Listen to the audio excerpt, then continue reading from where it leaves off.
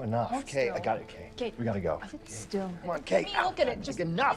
Le nouvel épisode de Monarch Legacy of Monsters, intitulé Secret, est pour moi un véritable piège, avec du non-sens gratuit. Tu vas m'écouter très attentivement. Tu vas l'aimer, cette histoire, c'est garanti. Bagarre, duel, torture, vengeance, géant, monstre, poursuite, évasion, grand amour, miracle. Si vous avez vu la vidéo sur les 2 premiers épisodes, vous vous souviendrez peut-être que j'ai insisté sur la valeur de l'approche intimiste et centrée sur les personnages, au détriment de l'action avec les titans. À mon sens, le point fort de Monarch réside dans sa capacité à explorer une perspective réaliste au sein d'un monde peuplé de titans, et dans le drame familial poignant qui en découle. Les scènes avec les titans sont certes impressionnantes et souvent divertissantes, mais dès qu'elles prennent trop d'importance et que l'attention se détourne des personnages humains, la série semble perdre de son authenticité. Cela dit, cet épisode, réalisé par Hiromi Kamata, semble de prime abord correspondre exactement à ce que j'espérais. Un épisode centré sur les personnages, quasiment sans titans, qui explore des développements fascinants pour l'ensemble des protagonistes. Malheureusement, malgré la qualité de certains développements, des performances et des scènes, l'épisode dans son ensemble donne l'impression d'être un château de cartes prêt à s'effondrer au moindre souffle. En tentant d'intégrer tous ces éléments narratifs et de maintenir un rythme soutenu, l'épisode est comparable à agiter un jouet devant un bébé, en espérant que le bruit et l'agitation constants le distrairont du fait qu'il ne mange que des légumes cette semaine. Mais voilà le truc. Les légumes, c'est la vie. Surtout dans une série comme Monarch, consacrer une semaine entière aux légumes, c'est loin d'être une mauvaise idée. Au contraire, c'est même essentiel, car ça apporte une matière grasse indispensable à la série et ça permet aux scènes survoltées et sucrées des titans de ressortir d'autant plus. Avant de nous perdre dans les méandres de cette métaphore, penchons-nous sur le véritable sujet de cet épisode.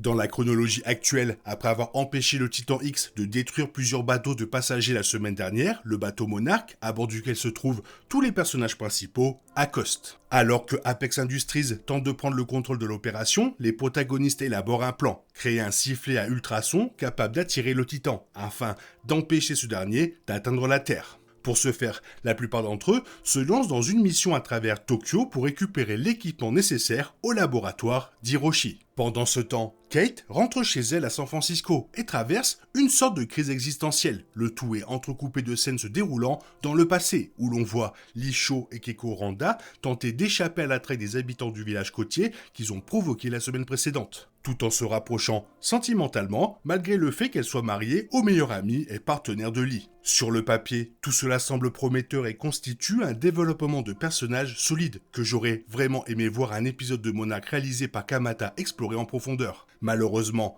à l'écran, le résultat laisse beaucoup à désirer.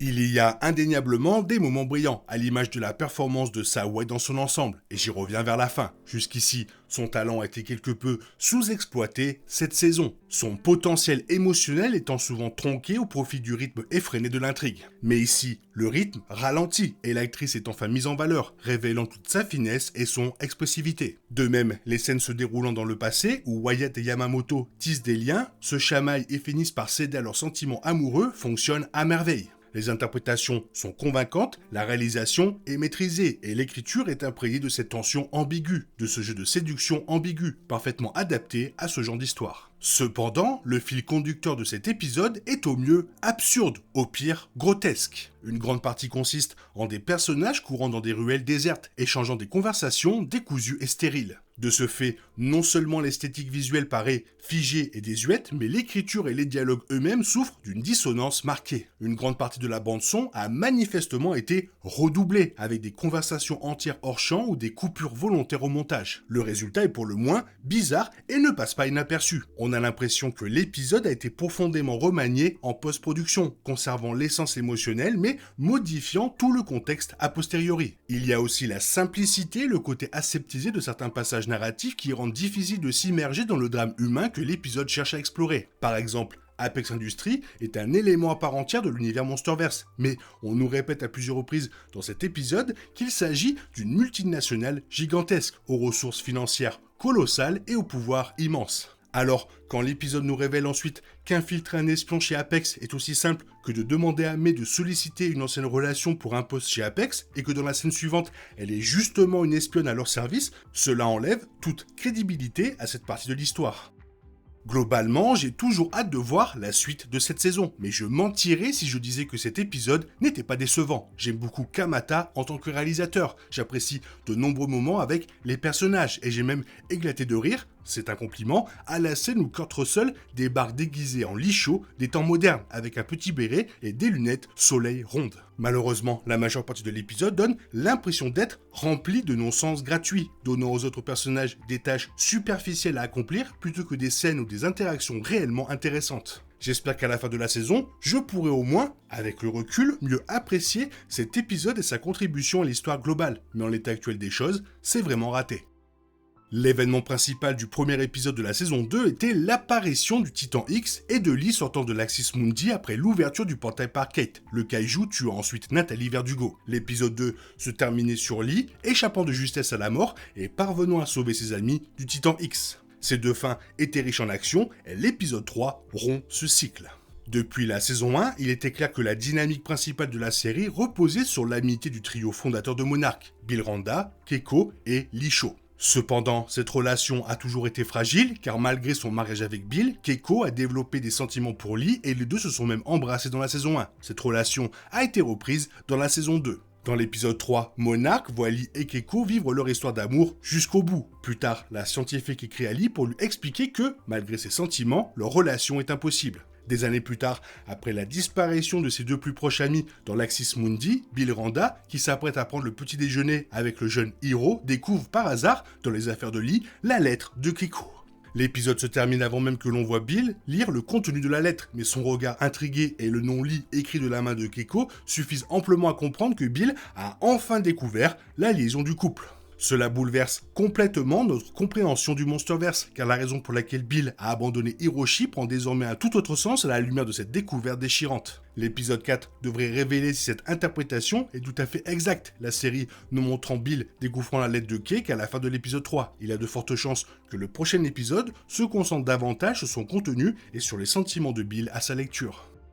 Finalement, le Titan X est aperçu dans l'épisode 3. Kate est de retour à San Francisco pour revoir sa mère et tenter de reprendre une vie normale après tout ce qu'elle a enduré. Toutefois, le traumatisme causé par le passage dévastateur de Godzilla lors du jour J et la crainte d'avoir déclenché une catastrophe similaire avec l'arrivée du Titan X la ronge tout au long de l'épisode. Le Titan X se dirige vers Kate et Monarch, révélant sa présence au monde entier. Shaw et les autres sont à court de temps. Pour l'instant, la saison 2 de Monarch n'explique pas pourquoi le Titan X suit cette trajectoire. Toutefois, en suivant un chemin similaire à celui de Godzilla lors du funeste jour J, il semble qu'un événement dévastateur se profile à l'horizon dans la suite de la saison 2.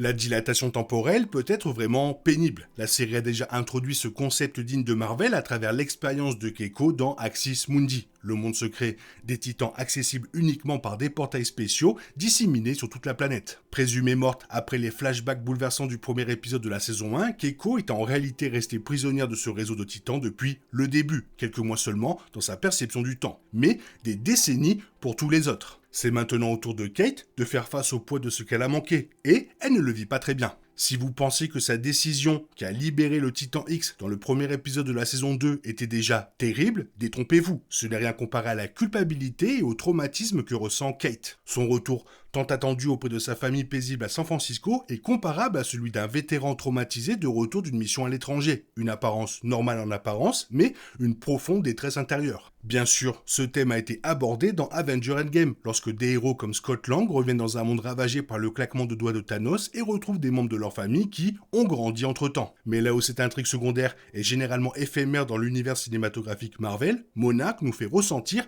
toute la force de ce coup dur. Kate ne peut plus parler à sa mère et à son beau-père, voir ses amis, ni même renouer avec un ancien amour dans un bar sans s'effondrer. Dans Monarch, les conséquences sont reines et l'évolution de Kate en est la preuve. C'est la nouvelle norme et nos personnages n'ont d'autre choix que de s'y adapter.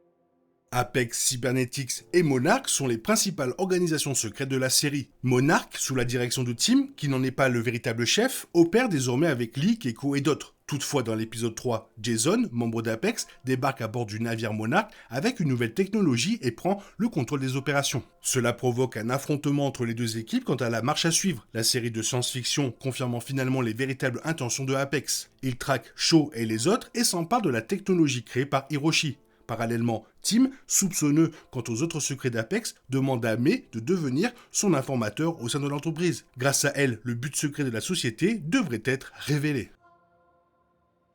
Je ne sais pas ce qu'ils ont fait avec cet épisode, mais c'était vraiment bizarre, surtout vers le milieu et vers la fin. Toi, qu'est-ce que tu en as pensé? Fais-moi part de ton avis dans la zone commentaire. Sinon, comme d'habitude, bisous bisous, bye. T'es toujours là, toi? C'est fini. Rentre chez toi. Allez, dehors. Naï, naï, naï.